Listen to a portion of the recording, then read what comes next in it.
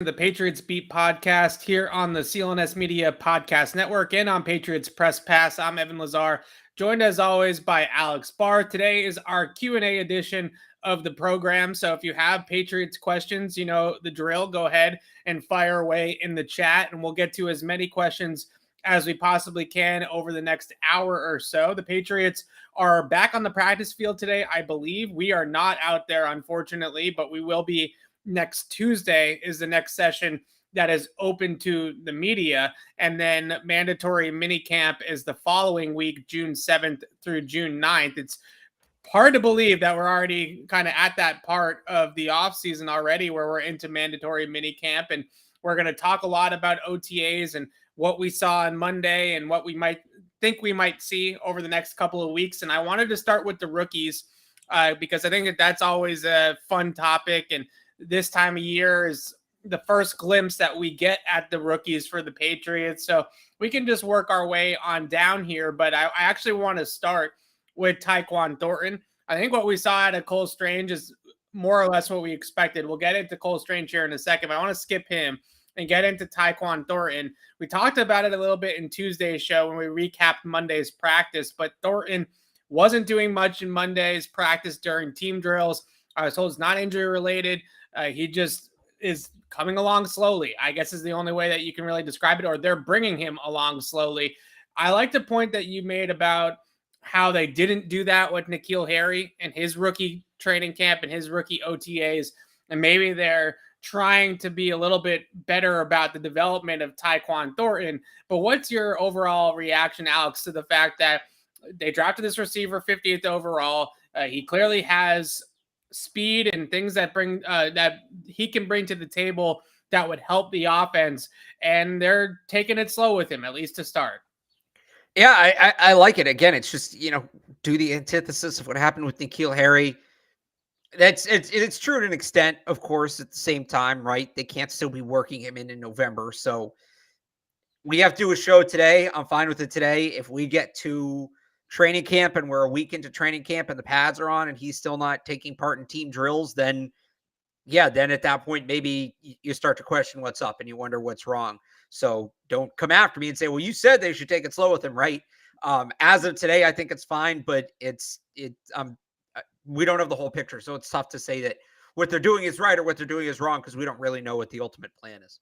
Yeah, I do think it is an indication, though, about when they brought N'Keal Harry in 2019, they did not have the veteran receiver depth that they have now, right? And I think with Thornton, you look at Devontae Parker, although he's a different skill set, he's playing that outside X receiver role. And then also Nelson Agholor can play that speed role that they probably have in mind for Taekwon Thornton. So I look at this year for him, and we keep on going back to that 2017 Brandon Cook season because I think that's a decent comp of how exactly they might see his route tree. Thornton's, that is, long term, would be similar to that.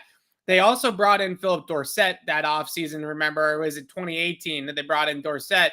And I kind of look at Dorsett and Thornton early on as that 30, 35 snaps being a percentage of snaps being the absolute max that he might play as a rookie. And I just look at those other guys that they have ahead of him in Parker and Agholor, and I see a much different situation that he's getting dropped into than, let's say, N'Keal Harry, where they don't need to rush him on the field, where they have viable NFL talent to take the snaps early on in his career, and they can ease him into it. One of the biggest mistakes I think the Patriots made with N'Keal, and we've talked about this a couple of times on the program when we talked about N'Keal, is putting him back out on the field after that injury in the first preseason game against the Lions. Remember, he gets hurt against the Lions, and the Patriots put him right back on the practice field. He played again that preseason. They put him right back in the game. Yeah, they put him right back in the game.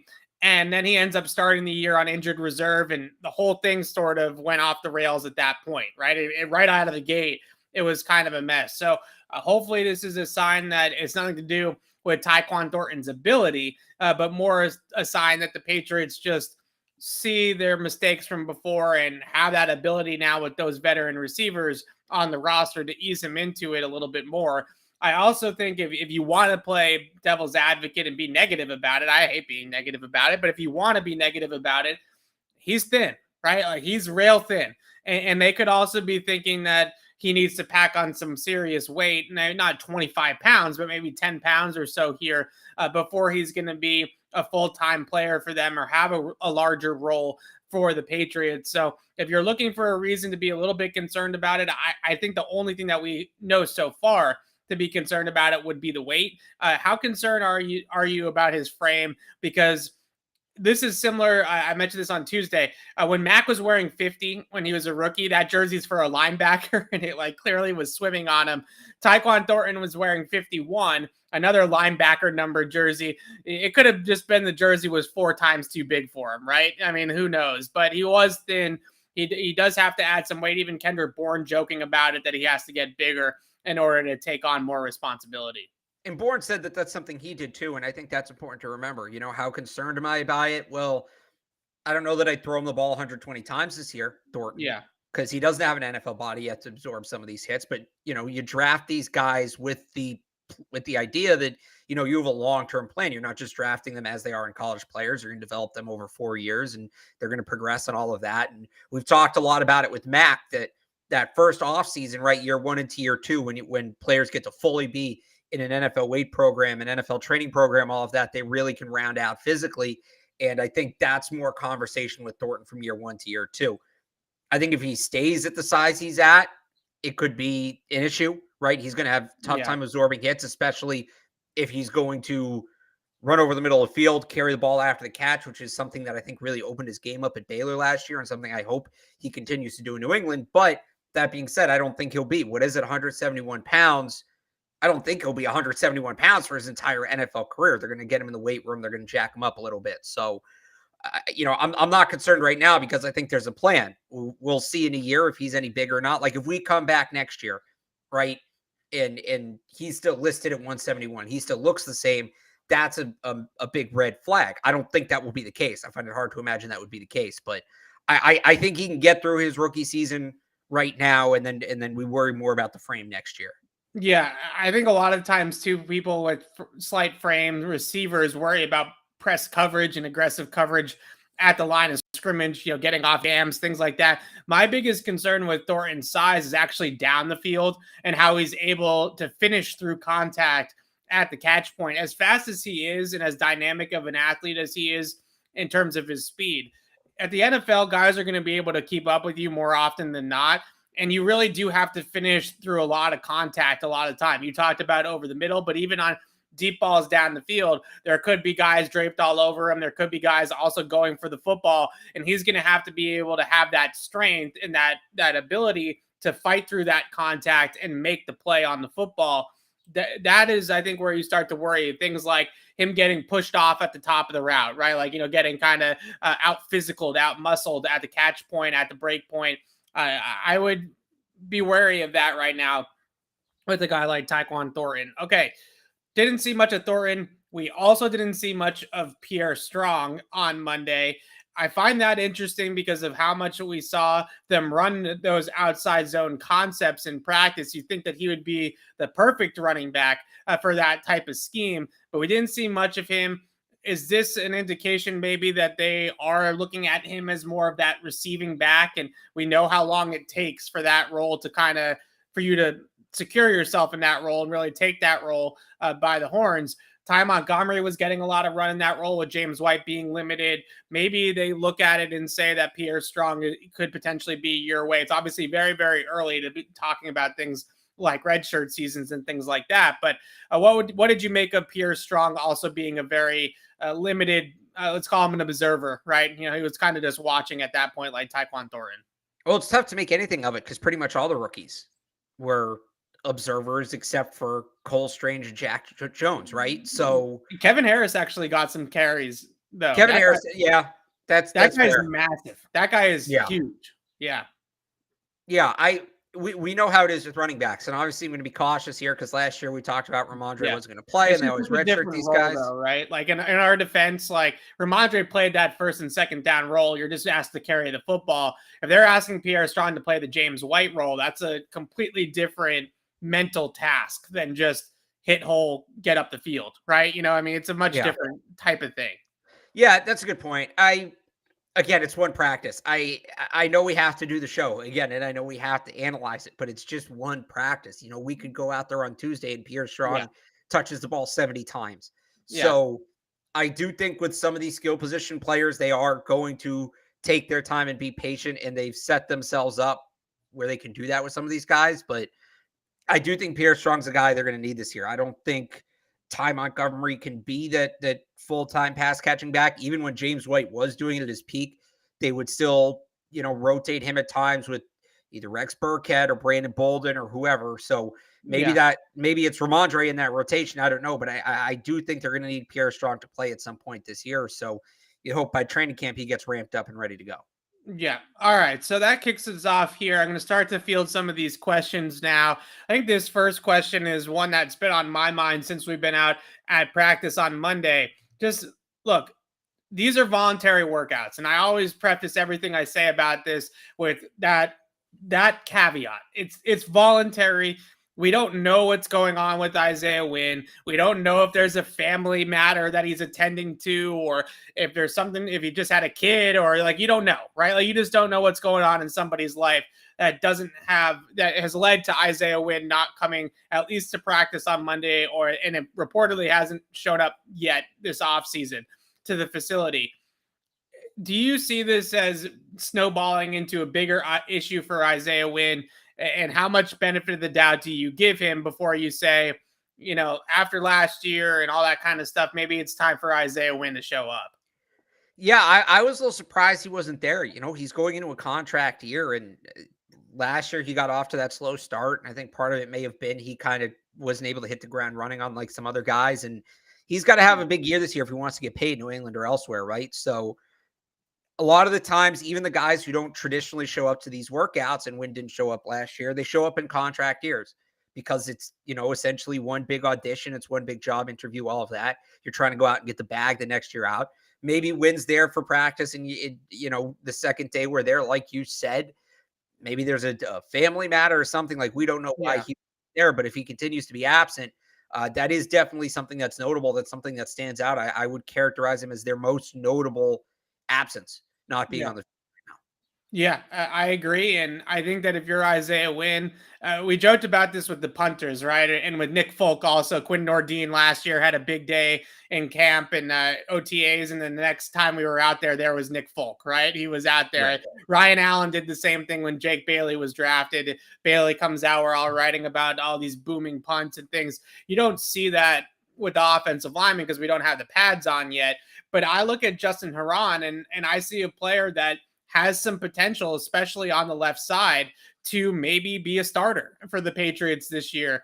And if I'm Isaiah Wynn, I start to think about, well, if Herron has a good camp and he showed up from day one at OTAs and he's been working and doing all the things that they want me to do and doesn't make $10.4 million, you start to wonder if the Patriots could actually pull the rug from Isaiah Wynn. And after his season last year, after he came into camp out of shape, after he started the season slow, these are all the types of things that indicate to me that even if Isaiah Wynn comes in training camp, he's in great shape, he has a good year, I don't think he's getting the bag from the Patriots. I don't think Bill Belichick is going to be the one that's going to give him that extension or give him that deal that he wants in free agency. So either way, I feel like this is the last year for Isaiah Wynn with the Pats, unless he has a horrible year and they get him at a massive discount and they go that direction with it.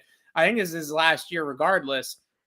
So if I'm Wynn, this is more about putting the best tape out there in 2022 to get paid next offseason. Now, the issue with the trade thing for the Patriots, as much as they might look at it and say, we can get the same production out of Justin Herron, who we love, who's got great work ethic and great buy-in, I think the concern that you have with it is $10.4 million is a lot of money for a team to take on, especially this time of year or in August. Well, not necessarily. If a team needs a starting left tackle, $10 million is very reasonable. It's average money for a starting tackle in the league. Right. So it's, if they feel that he is an average to above average starting tackle, then sure, it's somewhat reasonable. But my point is from a cap space perspective, teams at this point have probably spent most of their money that they're going to spend this offseason. So bringing in a guy with that much money and it all counts because it's guaranteed on the 5th year, right? It's not like you can break it up unless you're planning on extending him without even having him play it down for you yet, which I guess is a possibility. But more what I'm getting at is if you're the Patriots, what's the better compensation? What you're going to get for Isaiah Wynn this summer, or if Isaiah Wynn potentially goes out, has a good year, and signs a deal in free agency, the comp pick that you're going to get back next year for Isaiah Wynn, you could, if he goes out and has a really good year, you could be looking at a 3rd or a 4th round comp pick. Are you going to get a 3rd or a 4th round draft pick for Isaiah Wynn in 2023 in the 2023 draft right now? If they were to, shop him, they were to call the other 31 teams, say Isaiah Wynn's available. Is anybody parting with a 3rd or a 4th round pick for Isaiah Wynn right now? I say no. Well, I don't know. Maybe you could swing it conditionally, right? If he plays X amount of snaps, it's a 3rd, X amount of snaps, it's a 4th, X amount of snaps, it's a 5th, but it's a good point. You're right. Yeah, that does factor into a trade too. That is something we need to think about, the comp picks. But if they think him not being here, he's going to have a down season, well, then maybe you're not going to get a 3rd round comp pick. Maybe like, hey, this guy kind of doesn't have what it takes to be a starter. And then you get what you can get for him. Yeah. So last thing here on Isaiah Wynn I want to talk about, we saw Trent Brown working at left tackle for the first time since he's returned to the Patriots, basically the second stint with New England. And I wonder, because Justin Herron, I would say his tape at left tackle was much better than his tape at right tackle. So if they are going to go in this direction where they might be thinking about moving on from Wynn sooner rather than later, do you like the idea of Trent being on the left side, or do you like the idea of Trent being on the right? I guess maybe it's more where you trust Justin Herron, because I think you trust Trent at either spot. We know he can flip and do it well. So it's more, I guess, a question of where would you trust Justin Herron the most? Would you move Michael Onwenu back out to tackle? Like, which direction do they go in if they do actually do this? So, yeah, I think Michael Onwenu's a better through 2 seasons, right? We've basically seen a season at guard. And I think he might be a better tackle than guard, even though it's not his natural position. And I know people don't want to hear this and talk about the run. And I know you don't want to talk about the run, but the run's still going to be a big part of what they do, right? Yeah. If you have Isaiah Wynn, Michael Onwenu, Chase and Hines out there, right? Let's say Chase and Hines becomes your right guard in that case. That's a lot of size. That's a lot of size. You're going to be able to run for miles behind that offensive line. So I like even in pass blocking, like I just like the idea of having the biggest offensive line possible. I think in a league where defenses are getting smaller, even up front, if you can just bully, other teams in the trenches, I think that's a huge advantage. So I'd like to see Trent Brown on the left side simply because I think it allows Onwenu to play right tackle, which I think is his best position. If they want to keep Onwenu at guard, I would leave Trent Brown at right tackle then, because you have those two guys next to each other, which I think, again, you go back to that size thing and running behind them. And then, like you said, Justin Herron's a better left tackle anyway, so that works out. So if we're not moving Michael Onwenu, I think you put Trent Brown next to him. If you are willing to move him to right tackle, I think that's ultimately their best line. I don't know that they do it, though, because it's moving a lot of pieces. Yeah, I think Trent Brown at left tackle is probably their best bet, just because you also have Cole Strange at left guard. So you have 2 guys that are relatively inexperienced starting at that point on the left side, which I don't really like that idea, especially on Mac Jones's blind side. I'd rather have the veteran over there and Trent Brown. And then I think you hope that with more reps in the summer that you can drill out of Justin Herron whatever his issues are with playing on the right. It's flipped, right? It's like trying to ask somebody, here's a pencil, you're a righty, but you have to write with your left hand, right? So you have to learn a whole new sort of way of writing. Justin Herron's in a similar position, but if you give him, I don't know, how many practice snaps you get over the course of 6 weeks of training camp in the preseason, all at right tackle, then maybe he's able to work those things out and fix those issues that he has playing on the right side. And if not, then like you said, you can still kick Onwenu to right tackle. Like you still have that option in your back pocket. So that's the way I would look at it. But I still think that we're a beat or 2 away from really having a discussion about them moving on from Isaiah Wynn. We might be a little bit too premature on this one. We love this to speculate. Like you said, we have a show today. We got to talk about these things, right? And that's one thing that's definitely on everybody's mind. But let's give it a pause and see what it's like come actual training camp, especially with offensive linemen. All right, scheme questions with offense. So I like this question because we've talked about what we think that they might do schematically with their offense, but this is more about what they actually should do, like what we actually think that is the better suited for their personnel, and specifically for Mac Jones. It's hard to say that a spread system it isn't the better fit, seeing that that's what he did at Alabama, and he had almost a Heisman Trophy winning season in a national championship campaign. The interesting thing about the Shanahan scheme is, yes, you have seen quarterbacks like Jimmy G, like Jared Goff, who are more pocket style QBs, more touch throwers, not necessarily the big arm guys, succeed, relatively speaking, in that type of system. But when you typically speak of zone schemes with bootleg action, 7-step drops, things like that, moving pockets, you most of the time you talk about big arm quarterbacks, right? Guys that can go and make those movements and move that far back and then still be able to sling it down the field. I think it's why the Jets drafted Zach Wilson. It's why the Niners drafted Trey Lance, right? They're trying to get more velocity on the throwing, from the quarterback. So it is interesting that if they do go the Shanahan direction, I'm not sure it has something to do with his mobility.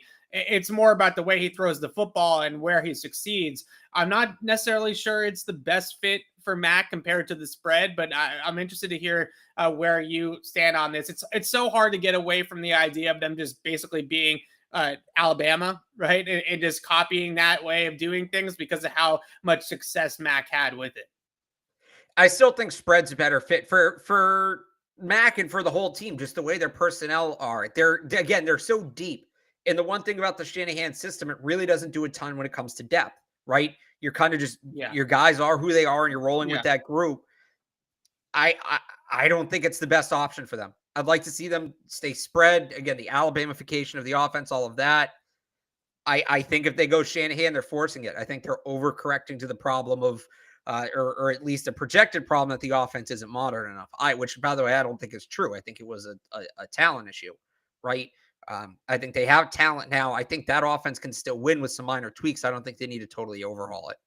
Yeah, it is interesting. And that offense that you're talking about, that they don't need to totally overhaul, it certainly has a lot more overlap with Alabama's offense than it does with the Shanahan tree. Right. And I'd look at their offensive line, and we just talked about Trent Brown and Michael Wenu for a good 5 minutes there.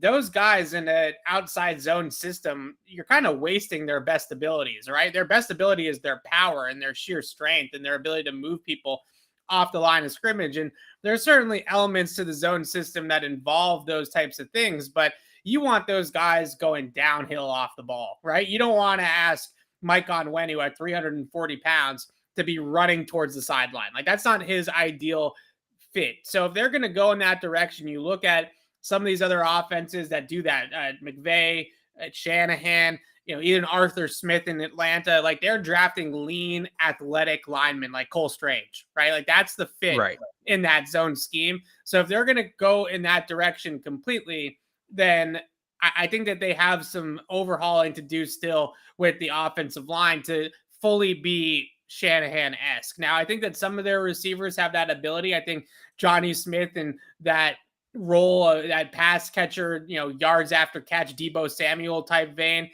that is intriguing. Like, I think that could work out well for a guy like Jonnu to be that type of player and have that kind of be a combination of Kyle Juszczyk and Deebo, right? That sort of idea with his role, I think would work out really well for Jonnu. But I don't know how much it would work out for some of those linemen. That's the bigger concern that I have with it is Trent and Onwenu.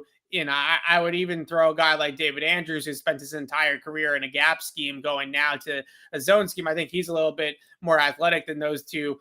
So he might have that ability to do that. Or I guess not athletics the wrong word because Trent's a ridiculous athlete, but you know what I mean? A little bit faster maybe than he is. But I think it's just, I'm not buying the Shanahan thing. Like, I know we saw a lot of it out on Monday, but more I think about it, it just doesn't seem to make sense with the personnel that they have. And maybe they are just thinking about it like, we're going to do it a little bit more than we've done it in the past and not completely overhaul it to that system. But that system is you mentioned it, it's not a lot of personnel groupings, and it's something that works over the period of time, right? Like, you keep running it. You keep running outside zone. You run it, and then you bootleg, right? That's the whole idea of the scheme. If you're not doing it as a full-time thing, then it doesn't necessarily have the same effect as if you're doing it the way that Shanahan and McVay and that whole tree does it. So we'll see what happens with this scheme.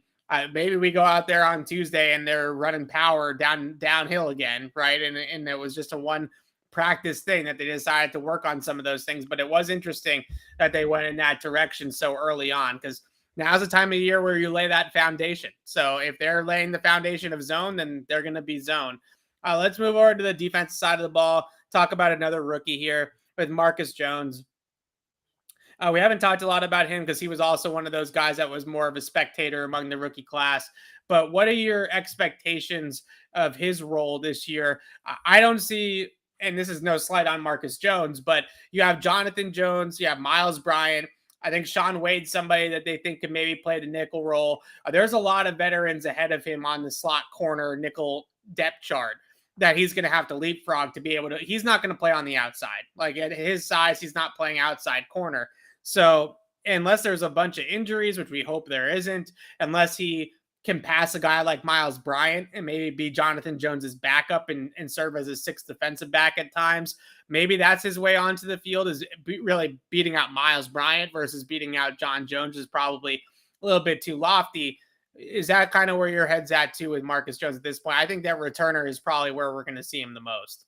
I'd agree with all that. Yeah. I think he's here ultimately to replace Jonathan Jones as the starting slot corner. I think his upside's much higher than Miles Bryant. They're probably on par right now. But Miles Bryant's entering year 3, year 4. Marcus Jones in his first year, he's going to grow tremendously. I do think he's mainly a returner this year, maybe situationally against, the Dolphins those could be games where he plays a big role, where they have multiple speedy slot receivers, where they're going to run a lot of slot concepts. But yeah, for the most part, I think he's a returner this year. And then Jonathan Jones, there's not a lot of reason right now for them to re-sign him with some of the other slot corners they have on the roster. I think they move on from him, and he's the favorite to take that role next year. Yeah, I'm with you on that. I think that the one thing that you could look at, like I said, for Marcus Jones is potentially passing Miles Bryant as the backup nickel. I think that might be a path for him. And you hope that Jonathan Jones stays healthy the whole year. But like you said, when they play Miami and you have Waddle and you have Hill out there, maybe that's a game in particular, a game plan where Marcus Jones can be more involved, right? And get his speed and get his ability to cover slots on the field there. All right. Also corners here, another rookie corner in this conversation. Do we see a world where Malcolm Butler and Jack Jones are your starting outside corners? I think you can take Malcolm Butler's name and you can put Jalen Mills there. You can put Terrence Mitchell there. Like basically it's a veteran corner paired with Jack, right? Like does Jack Jones have that ability to start as a rookie? I think is a better way of phrasing this. That would mean. Well, no, I think this is. I read this as is Jalen Mills going to be fully a corner? Is he going to be able to play that more hybrid defensive back role? Yeah, that's that direction too. That's an ideal situation to me, is he's on the field a lot, 80-90% of the time, but he's always doing something different in Mills. I do think there's a chance Jones has to start. I think ultimately what it's going to come down to, and again, we're very early on in the process, but I think instead of having the starting 2 corners, then the third rotational player, right? Gilmore and Jackson and then Jason McCourty. Right. I think you're going to see 3 guys probably rotate through. I think you're going to see Malcolm Butler, Jalen Mills, and Jack Jones all rotate through those 2 spots equally. And then Jalen Mills gets some more run probably at safety, right? When he's not in one of those 2 corner roles. That's how I see it going. That's how I would do it if I was them. I do think Jack Jones is going to contribute. I think it is telling that when a lot of the rookies kind of sat back on the first day of OTAs, he was very involved. And he has the pedigree, even though he was a 4th-round pick, he has the pedigree of a guy who can come in and contribute right away at the NFL level. I don't know if he's like a 90% snap guy, but 65, 70%, that's kind of the range where they need him to be. I don't think that's totally unrealistic. So I do think there's a chance Jack Jones plays a significant role at cornerback rotation. I don't know if there's going to be a truly defined CB1 and CB2 this year. I think it's going to be 3 or maybe even 4 guys. Terrence Mitchell has a strong camp who all rotate in that spot, but I do think these 2 guys factor in. Yeah, roll with the hot hand at that position. I think is going to be something that they might go with as well. I agree with you with Jack Jones, and honestly, I think this would be such a massive development for the Patriots defense if Jack Jones is a hit, if that's a slam dunk pick in the 4th round, and quite frankly, if he plays over 50% of the snaps as a rookie, as a 4th-round pick, that's a slam dunk pick. To get a guy that's basically a full-time contributor in the 4th round as a rookie is a great pick by the Patriots. If that ends up happening, it really does change a lot of how I feel about this defense overall. If they have a really good player in Jack Jones, then their secondary looks a whole lot different on paper than what it is now, where they have to rely on the Butlers and Mitchells and Millses of the world to play corner. If Jack Jones is able to pop, then I think that he's somebody that's got some real upside. He can be somebody that could potentially develop into a number 1 corner someday. Those guys, Butler, Mills, Mitchell, like they've either had their time or they're never going to get there, right? Like those guys are not number 1 corners anymore, or are never going to be.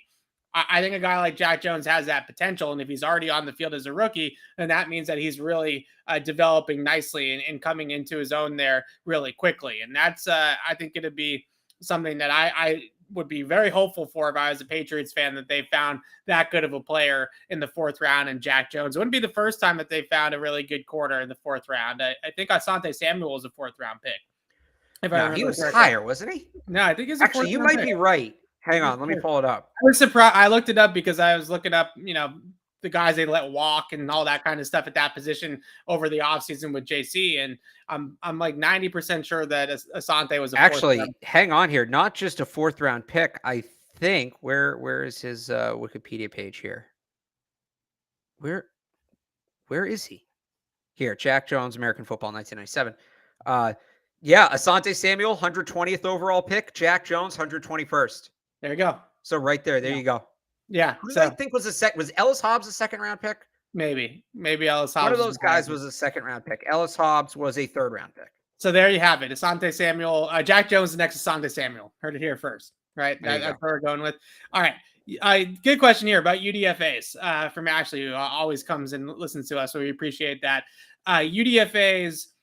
Who stood out to you at practice? I know one guy stood out to us at practice just because of his sheer size, but any of the other guys do anything that made you, get excited a little bit? Well, I'll just say first, because I've seen this name in the chat a couple times. Devin Hafford was somebody I'd hoped would stand out. He was actually released last week. Yeah. So he's no longer on the team. So if you want to save talking about LeBron Ray, I mean, the UDFAs were kind of like the rest of the rookies. They didn't do a ton. I guess Jake Julian, because I got to see him for the first time, and the ball comes off his foot real weird, and it's going to be fun to watch guys try to field those punts. Yeah. I'm trying to think of who else there is. There's, a bunch of linemen. Yeah, Schooler was interesting. He was working out with a lot of the special teams guys, right? Like he was like with the special teams group that works out together. Schooler, I think, has a chance to make the team, but like we didn't really see him do anything. No, they did some special team stuff, but it was more walkthrough, right? It wasn't like they were actually out there covering kicks. But I think that they do see him as, I think you've mentioned like Nate Ebner in the past as maybe the comp. Like I think that Nate Ebner, Brandon King, that kind of role. Yeah, I think they're looking at him as one of those types of guys. And look, that role, as much as it might drive some people nuts, no more Brandon Bolden, no more Brandon King. Nate Ebner moved on a couple years ago. They could be developing somebody like a Schooler and hope that they can find a guy like Schooler that develops into the next Brandon King and Nate Ebner and Brandon Bolden, right? I mean, that might be the hope there. You don't get to complain that they invest too much in special teams and then complain that the special teams aren't good enough like they were last year. It's one or the other. And the special teams weren't good enough last year. They need to restock those positions. So guys like Schooler, I think, are going to have a shot to make this team. So I guess Schooler or Julian, it's really LeBron Ray. I think LeBron Ray is the best player in that group. Tremendous size, tremendous talent. It's just a matter of him staying healthy. That's all it comes down to. And there's no way to predict that. There's no way to know. It's not even one of those things where you can say, oh, well, like we did with Hunter Henry last year. And I know he wasn't a rookie, but he's coming into a much better medical staff. Alabama's got an outstanding medical staff. Yeah. So you just hope he stays healthy, but if he does, he's gonna be a player. He's gonna be a guy who makes a difference. Yeah, absolutely. He was a big dude. That's what you like to see with defensive linemen, right? You don't want to come away from a practice and be like, "Oh, that defensive line was kind of smaller than I thought he would be," right? Like that's not it said no one ever, right? Like that's never what you want to hear with D linemen or offensive linemen. I think this is a really good question here from Zach that I'm sure a lot of people think when they turn on sports radio or, listen to Patriots content and hear us, concerned about the play caller role. When Charlie Weis left after the 2004 season, was there as much panic about Josh McDaniels and the next regime of offensive coordinators or the offensive coaching staff in general as there is now? And shouldn't Joe Judge and Matt Patricia get the benefit of the doubt, just like McDaniels did back then? So I'll say this. I 110% remember when Charlie Weis and Romeo Crennel were moving on after their 04, that a lot of people thought that was the Patriots dynasty was over, right? Like the coaching staff was moving on, players were getting older, and it really did feel like that was it. And as competitive as they were and as many Super Bowls as they made, 2 more, they did go 10 years without winning another Super Bowl, right? So in some ways it did end up playing out that way more or less. Now, the other thing I would say is on those staffs, you had Ivan Fears as the running backs coach. You had Dante Scarnecchia as the offensive line coach. So you had guys at the other positions that were longtime NFL position coaches and 2 legends, quite frankly, in New England. And I think Chad O'Shea, wasn't Chad O'Shea the wide receivers coach that whole time? He might have been. I think he might have come in a couple of years later, but he might have been. They had a wide receivers coach. I can't remember who it was, but they had a wide receivers coach then too, who was notable. I'm looking it up. He might have also been in the organization. It was Brian Daboll. Oh, okay. So there you go. So that staff was still loaded when McDaniels had to take over play calling, right? I mean, you're talking about Scar, Fears, Daboll, who's now a head coach and one of the best offensive minds in football, and McDaniels.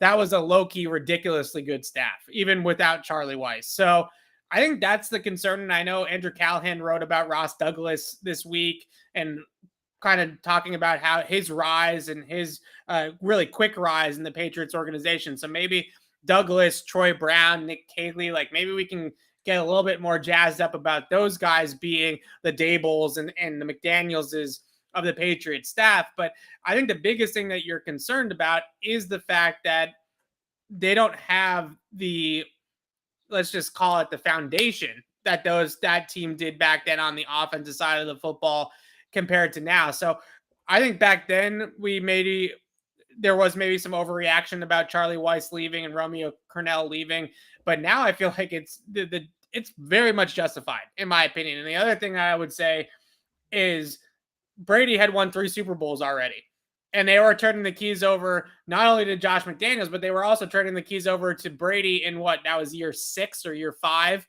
of Tom Brady's career, year 4 as a starter or 5 as a starter.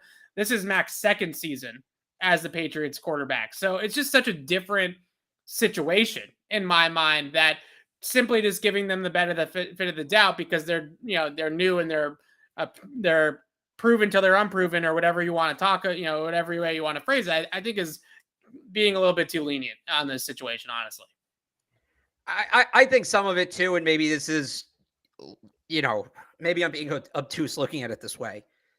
There really couldn't be that level of panic because the team was covered so differently. There was no social media, right? Yeah, that's true. I think part of where this comes from is you need content 24/7. Covering the team. I don't want to say back then because it makes me sound old as hell, but like you had your daily column. It was the newspaper, right? You had your daily column. I don't think, without regular access to the internet, I don't know that fans were as involved in what was going on in terms of the depth of the coaching staff on a day-to-day thing. Maybe you had some sports radio callers talking about it, but we didn't talk about the team the same way than we do now. In sports, it's not a Patriots thing. That's like not just sports, everything across the world. We don't talk about things in 2022 the same way we did in 2005. So had there been social media back then, maybe it would have been more focused on. I think that it's just tough when we talk about the actual coverage of it as opposed to the situation itself. It's different eras, right? Totally. How good would Otto Graham be in today's NFL? If you put Bethel Johnson back in 1965, he probably would have won MVP. You know what I'm saying? So the one interesting thing, though, I will bring up here, I'm going back and looking at the stats to kind of see what the lead up was. Because when we have this conversation about the Patriots coaching staff and maybe shortcomings on it, Evan, right? It's not just about 2022. It's about what led up to this and the talent drain. That's the phrase a lot of people like to use leading into last year on the defensive side of the ball. You want to go through the staffs real quick here? Can we go through the staffs real quick Sure. before It's the middle of May. We can go through whatever you want to go through. leading up to that time? So here's the staff as it existed in 2001. Yeah. Oh, hang on. I need the page to reload here real quick. And there it is. It's back. All right. So you had head coach Bill Belichick. They actually had an assistant head coach, which was Dante Scarnecchia, who was also the offensive line coach. Bizarre. The offensive Dante Scarnecchia got demoted at some point along the line, is what that means. Yeah, I can actually tell you exactly when that happened. It happened in when he retired. He was still technically the assistant head coach up until 2013. He then retired and he came back because the NFL doesn't really do assistant head coaches anymore. That's not, I don't think there's anybody left with that title around the league. Right? There's some guys that have associate head coach titles. I can't remember off the top of my head. Associate and assistant is very different. So I do know that Dan Campbell, I believe, was either the assistant or the associate head coach in New Orleans. That was his title before he became the head coach of the Lions. So it does happen a little bit. Anyway, Scar was the offensive line coach. Weiss was the quarterback's coach. You know what position he coached? Well, he was the OC, and we talk about this a lot, that the OC has to coach certain positions. Do you remember what position he coached? It wasn't quarterbacks, I'm assuming? It was not quarterbacks. It was running backs. Okay. Ivan Fears was the wide receivers coach. They did not have a tight ends coach. Jeff Davidson was the assistant offensive line coach, and Dick Rabine is listed as the quarterback's coach. He obviously passed away that summer leading up to the season. So maybe Weiss doubled up on that. You know, they never replaced Dick Rabine. So we go to the next season. Ivan Fears moves to running backs. Charlie Weiss is now the OC and quarterbacks coach in 2002. Brian Daboll is the wide receivers coach. And Nick Caserio is an offensive coaching assistant in 02. Go ahead another year to 03. They drop Weiss from the quarterbacks coach role. And again, you have a young Tom Brady. Josh Huffnagel is the quarterbacks coach. Sure. And then everything else is still the same again. Going on to 2004, this is the last year of the setup. Charlie Weiss is the OC. Josh McDaniels is the quarterbacks coach. And they make Jeff Davidson the tight ends coach in addition to assistant offensive line. The other offensive line assistant that's brought in 2004 is Matt Patricia. And then in 2005, after all those guys leave and they kind of restructure it, there's no OC. Eric Mangini becomes the DC. Josh McDaniels is your quarterback's coach. It's Fears at running backs, Daboll at wide receivers, Pete Manjurian is the tight ends coach, and Matt Patricia is your second offensive line coach behind Dante Scarnecchia. So you saw some of those guys kind of trickle in there, right, as that thing went on. I don't know. I just find it interesting to go back and looking at that compared to what it is now. I don't know if you have any takeaways from me reading that all out. I think the most interesting thing is to me is that you start talking about some of these younger coaches that they had back then. And to the question's point, Matt Patricia wasn't Matt Patricia until he was Matt Patricia, right? Like he was once upon a time the Tyler Hughes of the coaching staff back in the third offensive line coach. Right. Like he was once upon a time the Ross Douglas of the offensive line coach room, right? Like that, these guys do all come from somewhere. And I think that when we do these exercises, that's the important thing to remember. And I think the big thing that people always point out with Josh McDaniels is that he was on the defensive side of the ball first. And then he moved over to offense, quarterbacks coach, then becomes offensive play caller, and then eventually becomes the offensive coordinator. So in a lot of ways, you do have to remember that just like player development, there's coaching development, right? And these guys do get better and better, and they rise up the ranks. And if we asked somebody back in 2004, who's Matt Patricia, they would all say, who the heck is Matt Patricia, right? Like, I have no idea who that guy is. Like, I couldn't point him out to you in a grocery store, in a lineup, whatever you want to say. Now we know exactly who Matt Patricia is. So there is some developmental things that you do have to keep in mind. I just think, again, my bigger concern with it is not necessarily about the young talent that they have. It's more about the veteran guys now. Like Matt Patricia being the offensive line coach in 2022 versus Dante Scarnecchia being the offensive line coach in 2005 is a much different animal, right? Like that's a much different situation to me. So I think that's the bigger concern that I have when I look at the two kind of yin and yangs here that we're presenting, is more the fact that some of these other positions are being coached by guys that are maybe in a little bit over their heads, and it's not the stable veterans of Dante Scarnecchia and Ivan Fears and some of these other coaches that have been around the block. Ross Douglas, Nick Caley, Troy Brown, like Tyler Hughes, like those guys might develop into the next McDanielses and the next Dables and the next Patricias and the next Judges. Like, we don't know, but it's more about the veteran coaches that they're trusting to coach them here and now. That I think is why people are so concerned compared to back then. But again, I'll never forget that picture of Belichick, Cornell, and Weiss getting the Gatorade dumped on them.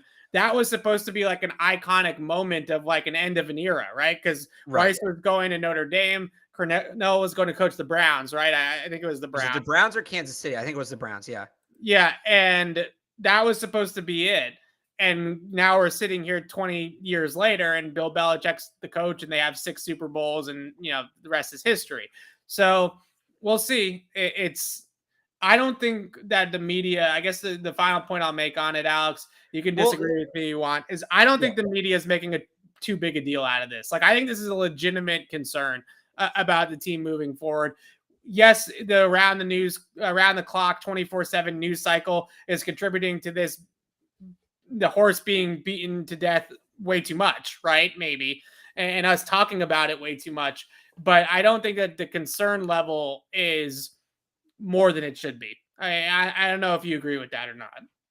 I think it's being mischaracterized. I do think there's inherent issues with the coaching staff. Again, going back beyond 2022, I don't think the way they're being put out there is necessarily the biggest issue. Like, so here's another thing, because I kept clicking forward on this coaching staff, and I kept looking, right? And because then you had another turnover like 3 or 4 years later, right? McDaniels left, Dean Pease left. He had come in as the defensive coordinator.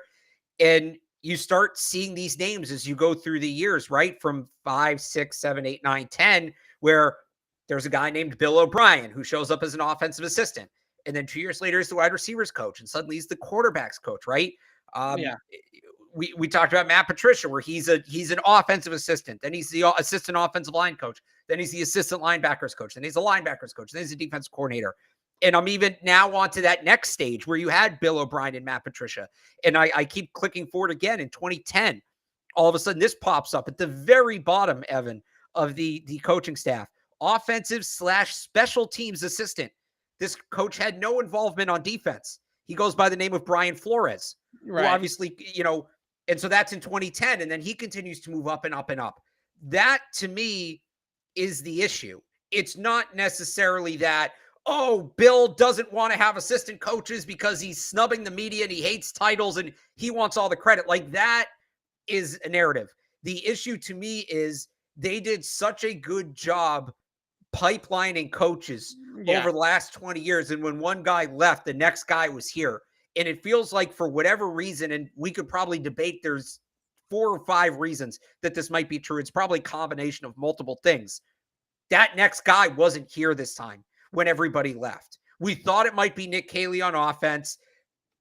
It probably should be Gerard Mayo on defense. Obviously, that, at least at this point, doesn't appear to be fully the case, but the pipeline ran dry. And that, to me, is the bigger issue, right? Yeah. Where they're at now is where they're at. But to me, it's either, let me rephrase that, because now I'm mischaracterizing it. Not necessarily that the pipeline ran dry. They turned away from the pipeline, right? They brought back Matt Patricia. They brought back Joe Judge. They've kind of stalled out Gerard Mayo. They've stalled out Nick Caley. They've stalled out Troy Brown. The way it was structured in the past, those guys would have just moved up. And maybe it's a case of, well, those guys weren't ready last year, and that's why Matt Patricia's here, right? Because he needed to bridge the gap, and now he's just here. You're not going to fire him. Right. But that, to me, is the real conversation. Did the pipeline dry up or not? And did they turn away from the pipeline in order to bring back former coaches? That's the conversation. Right. Not, oh, well, the players don't know who's calling plays, so they're going to go 5-12 this year because they haven't publicly named an offensive coordinator. That's not the conversation. That's hot take nonsense. To me, it's about the pipeline. Yeah, and I think you look at Nick Saban at Alabama, another defensive minded head coach that Yeah. runs that side of the ball like Bill runs the defense here. And one of the things that Alabama has gone through is coordinator turnover on offense, right? Because their Yeah. offensive coordinators keep on getting head coaching jobs. And this is one of the reasons when we talk about, do you have to make a hire that's an offensive coach? Well, one of the big reasons why teams are gravitating towards the offensive coaches is because all the great offensive minds in the NFL are becoming head coaches. So if you don't have one of those guys, then your guy is going on to be a head coach someplace else, like Josh McDaniels just did to Bill Belichick. So another, I wouldn't call it a concern, but I wonder if Belichick looks at Nick Saban and he says, okay, well, he went from Lane Kiffin to Sarkisian, now to Bill O'Brien. Like, is Belichick going to do the same thing, right? Where every 2 years Right. it's a new offensive coordinator. And is that really the best thing for Mac Jones? Because I think the theory has also been thrown out there that the Patriots could potentially just be keeping the seat warm for Bill O'Brien. And this is kind of a bridge year coaching wise to just get themselves to Bill O'Brien. The problem with that strategy, I would be all on board with Bill O'Brien, but if Bill O'Brien coordinates the Patriots for a year or two and he does it well, then he's going to move on for a head coaching job in 2 years, right? So at what point do you have some stability at that spot? And when you talk about the pipeline, that's how the Patriots were able to find stability, is because they were bringing up their own guys, right? And these guys were unproven, but not unproven to them. So Josh McDaniels ends up being the offensive coordinator for 13 seasons with the Patriots because he's their guy, right? And I know he left in the middle there, but he came back. So it just, when you talk about pipelines and you worry about that coaching tree running dry, I think that's the biggest concern that you have with it, is for Mac in particular, but the offense as a whole, that you're just going to keep recycling offensive coordinators every 2 years like Alabama does. The difference with Alabama is they also are recycling players every 2 to 4 years, right? So their quarterback is not the same year to year because it's a college program versus a pro program. So at some point, you just want to see some consistency, some stability. Now, maybe Bill Belichick looks at it and says, well, nobody is going to hire Joe Judge or Matt Patricia to be a head coach ever again. So if either one of those guys is able to take on the coordinator role and actually do a good job at it, I probably can have him for the rest of my coaching tenure in the NFL until I retire. Because is anybody giving Joe Judge another shot to be a head coach? Like, probably not. So maybe that's the way he's looking at it. I don't know. Maybe. But it feels to me like the continuity might not be there. And I think that is also a little bit of a concern as well. That's fair. I could see that. All right. Boston Sports Minute. I think it's time. Yep. As this loads, I got to get the question off the screen. I got to get the Boston Sports Minute backer. Boston Sports Minute, Alex. The Celtics win a big game 5. That was a championship caliber second half from the Celtics. Al Horford and Derek White keep them alive in the first half, basically save the season in some ways, I think, in that first half by keeping that a 5-point game. And then Jason Tatum and Jaylen Brown go full superstar mode in the second half, put the team on their back. They were up to 25-point lead at one point there in the fourth quarter, something or 20-point like that, lead. It was a big lead there for the Celtics in the fourth. It's not over yet. I know everybody's talking about 13 and 18 and some of the other 3-2 leads that they've had in the past in the conference finals, but LeBron James is not walking through that door for Miami this time around, right? So this feels a little bit different because the opponent is not as dangerous as those Heat teams and that Cavs team was. I mean, right now it's all about conditioning, right? This is Bill Belichick showing his players footage of this series when they're asking why they're running the hill. Yeah. Late in the year, playing every other day. These teams are absolutely gassed right now.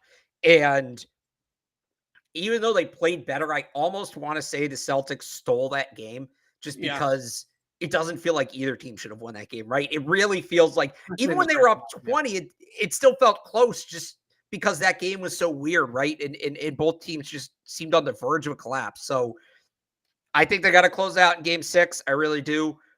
You don't want to go back to Miami. I think any more games you got to extend. Your Marcus Smart's being held together by, the least little bit right now. Robert Williams as well. You want to give those guys time to rest up. You don't want to ask them to play any unnecessary games. You don't want to have to go back to Miami, any of that. I will say, though, you touched on it there. Al Horford, sneaky. If we're going to take the term MVP, most valuable player at its value, I know that Al Horford's been the Celtics' best player in the playoffs. I think there's a real argument he's been their most valuable player. And I talked about this on the last show. When he's given them 37 minutes a night at age 35, the staple of consistency. He had 16 points last night, 3 blocks. I think he had 7 rebounds, didn't turn the ball over once, looked great on defense. He was excellent. This is what these Celtics teams haven't had in recent years. You know, I think we've talked a lot about the growth of Jason Tatum and Jaylen Brown, but they've both had their big moments in the playoffs. The team still hasn't been able to get over the hump. You were relying on Enes Kanter, Daniel Tice, Amir Johnson, all these guys in the paint who just couldn't cut it. And Al Horford was here for some of these teams, to be fair, but I think he's playing the game a much different way now, a way that they really need him to do it. I think, he's been such a huge boost for them right now that if they win this series and if they go on to win the title, we need to have a real talk about Al Horford, because he's going to be a central reason why they do that. Every single championship team, and obviously we know so much about championships, pat on the back there for Boston, that every single championship team that we've seen over the last 2 decades has an Al Horford, who's not necessarily the best player on the team, but is just the glue guy and the guy that probably, no disrespect to Al Horford, but is almost punching above his weight at times in these last few series, right? Going toe-to-toe with guys like Bam and Giannis, who are like 10 years younger than he is and are supposed to be these all-star superstar players. And he's just going toe-to-toe with those two back and forth. It's really the series, I think, flipped for the Celtics in the last 2 games when Al Horford and Robert Williams neutralized Bam Adebayo in the middle of the court. That is really where I think it became a Celtics series, because eventually, with Bam not being able to get those easy baskets underneath, the 3-point shooters for Miami have run dry completely. I think I saw that stat that their starting guards are like 1 for 28 in the last 2 games or something stupid like that. So Jimmy Butler is not an outside shooter. That's not really his game. And I think he's dealing with something pretty significant in that knee contusion as well. And then Strus, and really the only guy that has been shooting well for them is what's the other guard's name? Of course, I'm blanking on Duncan Robinson, Jeff Howe. No, not Duncan Robinson, but Gabe Vincent. Yeah, Gabe Vincent. Thank you. He's been good. He's been very good in this. Yeah, series. He's been the one guy that's been kind of scary. And you also add in there that Tyler Hero's been injured and hasn't played in 2 games. That being able to figure out Bam and how to slow down Bam with the 2 big guys, that has really flipped the series for the Celtics. Because I was at Game 3 when the Heat blew out the Celtics and on the road and at the Garden, and Bam was the best player on the court. Games 4 and 5, Bam's been almost invisible. Well, I think that's been a huge flip for the Celtics. It's Robert Williams, right? Yeah. It's Robert Williams making the difference. The other thing I'll add, I think when you talk about the guards and the 3-point shooting, Celtics haven't shot well either of the last 2 games. I know Jason Tatum and Jaylen Brown kind of got it going in the second half last night, but you see both teams, everything is off the front of the rim. That's tired legs. That's what that is. They just can't get enough on the shot because they're so gassed. And there's a stat last night in the 3rd quarter. This wasn't for the whole 3rd quarter. I think this came up with about 4 minutes to go in the 3rd. And I didn't keep track of it after this, but I think the point is enough to be made. They'd each made 1 3-pointer to that point late in the 3rd quarter. Both teams made 1 3-pointer in the quarter. The difference was the Celtics were 1 for 2. Miami was 1 for 12. Yeah. And what that tells me is I think the Celtics kind of, I think in Game 4, and especially at halftime last night, it's clicked for the Celtics that this series has changed and the way they need to play basketball has changed. And I know you were tweeting about the scheduling and what a mess it is and all of that. And I like to complain about the NBA. You're not wrong, but it is what it is. It's not going to change. And I think the Celtics kind of had a wake-up moment of this is what it is, and we need to adjust to the conditions. I don't think Miami, maybe they had it late in that game after it was already over, but Miami, heading into the 4th quarter of last night, at least had not had that revelation. They were still trying to play like they've played all series, but when Jimmy Butler's on a bad knee, Max Struss, it's a lower body. I don't remember exactly what it is with him, but like these guys just can't get enough on the shot. Yeah. They can't. They're too gassed. And I think the Celtics have realized that and they've adjusted their game accordingly. That feels like a big difference. Somebody in the chat says, seems like coaching. Absolutely. absolutely a lot of credit to Ime Udoka for that. And that's something, by the way, previous iterations of the Celtics, even the Celtics early this year, and it came with them being a young team. They didn't adjust. They didn't want to adjust. They wanted to play the game their way, and there wasn't much open-mindedness to finding other avenues to win games. And they've done that tremendously throughout these playoffs. They've, after game 4, Ime Udoka, and I think who was the other one? I think it was Derek White. One of the players talked about winning ugly and what it means to be able to win ugly. And they've really embraced that. And I think that's the difference the last 2 games. They shot 28% from 3 in game 4. They'd only won a handful of such games this year. They're well under 500 when shooting under 30% from 3. They figured out a way to win that game. Last night, just no legs, tired legs, can't get a shot to go. They figured out a way to win that game. They're adjusting. They're winning ugly. That is a huge difference. All the credit in the world to Ime Udoka for that. I said before, Al Horford's going to be a big part if, they win this series and they go on to win the whole thing. The biggest thing is they figured out a way to adjust. They figured out a way to win without playing their brand of basketball. We talked about this with the Patriots last year, Evan. Yeah. Remember, I'd say this every week. The most encouraging thing about the win is they won it a different way, and that's the difference between a good team and a great team. A good team can win a game. A great team can win a game without playing to their strengths. The Celtics are now winning games without playing to their strengths. That, to me, is huge. It really is kudos to Ime Udoka because last 2 series, Mike Budenholzer, Eric Spoelstra, say what you want about it was Steve Nash with the Brooklyn Nets, right? That's different. Oh, he's not a good coach. Yeah, but yes, the last 2 have been established head coaches in this league. Really, really good head coaches. Spoelstra might be a Hall of Famer head coach. He's got 3 titles, right, in the league. And I know. Well, he had LeBron for a couple of those too. We didn't have LeBron, but he's been he's a really good head coach, Spoelstra. A lot of people really respect the heck out of that guy. And next series, you have to go up against Steve Kerr if they make it that far, right? So he's going to have to go through 3 really good head coaches for a title. So far, he's 1.5, right? He's halfway there, or a little bit more than halfway there, I guess. He's 75% of the way there against Eric Spoelstra. So I think coming into this series, it was legitimate to be concerned, and especially with the Bucks series too, with Budenholzer, did they have the coaching advantage or not, right? I think that was a legitimate concern going into it. And I think so far, Ime has coached his butt off. And they've definitely been able to have an advantage or at least pull even with the coaching situation. Last thing I'll say, Celtics are going to the NBA Finals. Heard it here first. They're not choking it away, this lead. They're winning Game 6 at home. They're going to the NBA Finals. I hate being overconfident, but I am overconfident about the end of this series. I see no way, no how that Miami wins twice against the Celtics over the next 2 games. And I'm very confident in the Celtics winning a Game 7 in Miami if they have to. I don't think that that's out of the realm of possibility. They've already won 2 games in Miami. I think they can win another one if they absolutely have to. Series is over. Celtics are going to the finals. Are you as confident as I am, Alex Barth? So here's what I'd say. And a lot of them said it last night too, and I love that they said it. Remember how we felt after Game 5 against Milwaukee? 14-point fourth quarter collapse. That thing was over. It was over.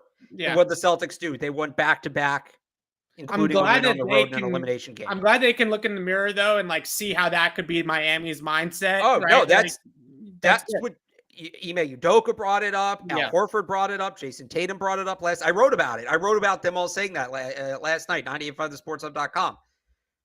I love that they have that mentality. I love that they're keeping that mentality. I think that's key.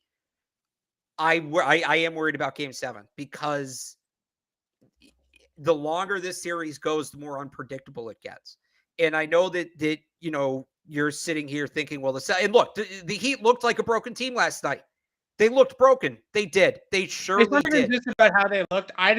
Even going into the series, I just don't think that he can win 2 in a row against Boston. I just don't think that as a team in general, they can do that, regardless of the ebbs and flows and the roller coaster of the series itself. I just look at Miami and the way that they are constructed and the way that they play basketball and the way that they look in terms of physically injuries, that sort of thing as well.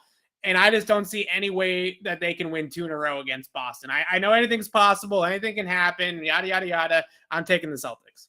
So here, and look, I said at the beginning, we did a Boston Sports Minute before Game 1. I said the Celtics lose Game 1, but win the series in 6. That was my prediction. Nice job. Thank you. What I will say is the longer this series goes, the more unpredictable it gets because you get the tired legs, you get the sloppy play. All of a That's sudden, fair. you're in a close game, and it comes down to one bounce. It comes down Yeah. to one guy not being able to fully dive for a loose ball. The Celtics should close this thing up in game 6. I'm just worried with how rigorous this schedule is. You get to game 7, it's essentially going to be 10 guys crawling around the court. I don't Yeah. think talent has anything to do with it at that point. I don't think strategy has anything to do with it. I think if this goes 7 games, it's a coin flip. It's truly a coin flip. It comes down to luck. I kind of feel that way about game 6 too, if we're being honest, after seeing how gassed both teams looked last night. But I think the Celtics get that adrenaline kick of playing at home, a chance to clinch a spot in the finals, all of that. I like the Celtics in game 6. If they lose game 6, I'm going to be worried. If they lose game 6, I'm going to be very worried. I don't think they will. I'm picking them in game 6. But if they lose game 6, I'm going to be very worried because I think I love weird games. Everybody knows me, the whole sickos thing, right? In football season. Whatever week that Monday night game was against the Bills, even if that hadn't been the Patriots, would be a top 5 all-time football game for me. That game was straight up ludicrous. I think we're in for some of these games here the next couple of nights, and that's what worries me. But I do still like the Celtics in game 6. Celtics in 6. I'm taking Boston. I think they're winning tomorrow night, and I think the series is over. I also will say this too. I know that players have said they're kind of approaching it as a game 7 in game 6 because it is at home, and they really should end this tomorrow night. I also think this, not that they should be looking at it this way, but I can look at it this way because I'm not actually playing in the game. Right. If they're going to have any chance against Golden State, they got to wrap this thing up tomorrow night. Yes. Because they need the full amount of rest that they can possibly have in order to get ready for Golden State. So they need, I will add to that. They need Luka tonight to go off and get that series to 6 games as well. Well, so I will add to that, though, and this does help the Celtics. The start date for the NBA Finals is already set. It's June 2nd.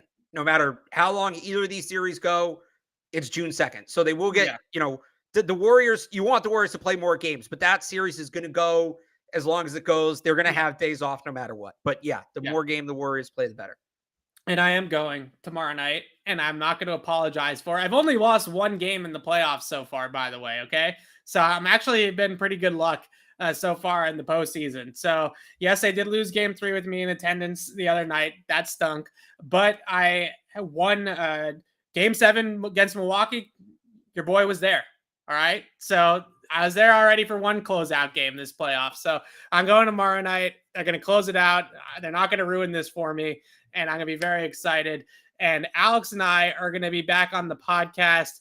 We'll probably be able to do the podcast on Tuesday, right? Because their Celtics, regardless, will not be playing on Tuesday night. So after practice on Tuesday, we will be back here on the podcast to break down what we saw at OTAs for the Patriots next week. And then we'll do a show on Thursday, Q&A edition. And I just want to say one thing before we sign off. And Alex, you don't need to comment on what happened down in Texas if you don't want to. But I do want to say one thing about that, because on Tuesday, we were doing the show and the news broke about what happened down in Texas with the school shooting. And I think both of us tried to gut through the rest of that podcast, but our mind was a little bit someplace else with what was going on. And I just want to say that I hope someday that we can look at things like mass shootings and gun legislation as a non-political issue. And we can kind of all come together as a country and recognize that legislating or advocating, I guess is the right word for it, advocating for fewer school shootings is only a good thing. Like the fact that has to be bipartisan and has to be a Republican Democrat thing is so just beyond conception to me. And I think that we absolutely need better. We need to be better. And if the Republicans can't come together with the Democrats and recognize that, and we can't all just sit here and say, you know what, it's actually better for the country if 20 children don't die when they go to school, then I'm not really sure how you can be human and not see that side of things. So I just wanted to say that, because as much as we love talking about sports, as much as we love talking about the Patriots and the Celtics and all the exciting things that are happening in Boston sports, that's obviously bigger than sports. And I just wanted to wrap it up there and not spend too much time on it, but didn't want to not address the elephant in the room, Alex. Sure. Yeah. I got, a number of family members who are teachers, and it's something they certainly talk about a lot, the concern of all of that. I remember after, I don't even know which one it was. It wasn't Columbine, but, one of the ones in the early 2000s, my mom telling me, like, something ever happens, cover yourself in blood, lie down, act like you're dead, like hearing that at whatever it was, 10, 11, 12 years old. Yeah. There's no reason for that. So I'm not going to pretend to totally understand the political spectrum of it. I'm not going to, suggest a bunch of policy that I don't know if it works or not, but Yeah. there's no reason that whatever it is, however many kids it was, and the teachers too, all of them, there's no reason that 20 people should be dead in a school. There's in this country, that shouldn't be a regular thing that happens, and it is. So whatever it takes to get it done, I don't think that, again, I look at it as, why are we opposing something that prevents 20 people from being dead in a school? Whatever that thing is, I'm not smart enough to know the entire answer to that question. But there's a reason we elect leaders, because we believe they're smart enough to answer that question. And it's about time they start answering it. That's what I'd say on that.